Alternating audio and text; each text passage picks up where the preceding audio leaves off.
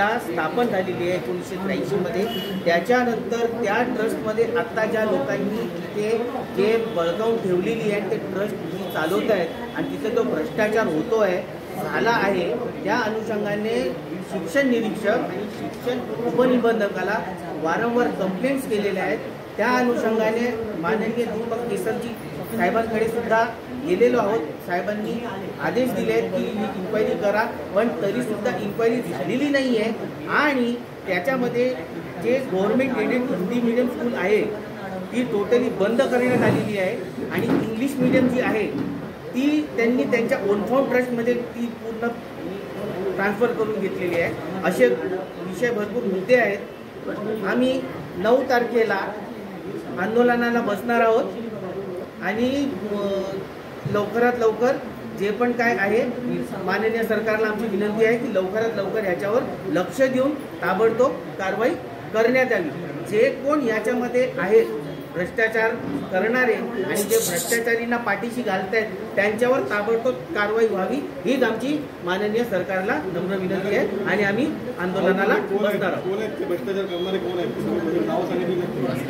भ्रष्टाचार करणारे हे बघा, हे 1 काय 2 जणांचा भ्रष्टाचार नाही आहे। याच्यामध्ये आम्ही वारंवार सांगितलेलं आहे की शिक्षण निरीक्षकांकडे आणि सहाय्यक उपनिबंधक शिक्षण उपनिबंधकाकडे कंप्लेंट केलेली आहे आणि आता जे ट्रस्टमध्ये जे बळजबरीने घुसून बसलेले आहेत त्यांच्या विरोधात कंप्लेंट झालेले आहेत। तर आमची हीच विनंती आहे की त्यांच्यावर लवकरात लवकर कारवाई करण्यात येईल।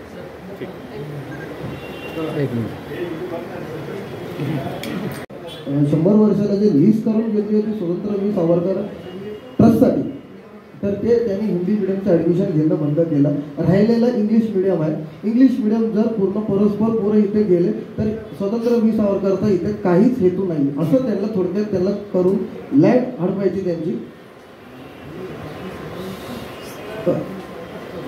इच्छा होती त्यांची। आणि त्यानंतर दुसरं एक सांगतो, गॅस 14 म्हणून ॲडेड एक स्कूल आहे आमची स्वतंत्रवीर सावरकर हिंदी विद्यालय म्हणून, तर ती ॲडेड स्कूल आहे।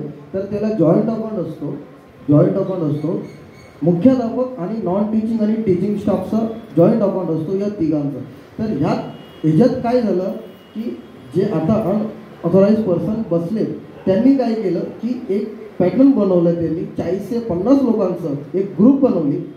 40 ते 50 लोकांचं एक ग्रुप बनवलं। त्यानंतर त्या ग्रुपमध्ये एकाचा फोटो, एकाचं नाव, एकाचा ॲड्रेस त्यांनाही माहिती नाही असं त्यांनी एक ग्रुप बनवून पतसंस्था बँकेतून ज्या बँकेला आरटीआय लागू होत नाही त्या बँकेला पतसंस्था बँकेला त्यांनी बोगस लोन एक ग्रुप लोन म्हणून काढलं। आणि हे नॉन टीचिंग जे माणसं होती ग्रुप 40-50 मेंबर जे होते ते आमच्या शाळेमध्ये काम करतात म्हणून शाळेचं स्वतंत्रवीर सावरकर हिंदी मीडियमचं ग्रँटेड लेटर पॅड लावून आमचे कर्मचारी म्हणून त्यांना दिलं गेलं बँकेला आणि त्यांच्यावरती लोन काढलं गेलं।